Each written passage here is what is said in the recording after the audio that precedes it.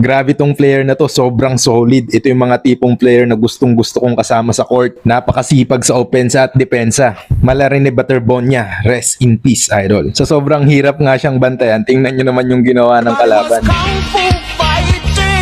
Tingnan nyo kung gaano kasipag tong batang to. Siya na nag-inbound, kumat, pero sa iba pinasa. Pero nung nakita niyang hindi pumasok, na-rebound niya.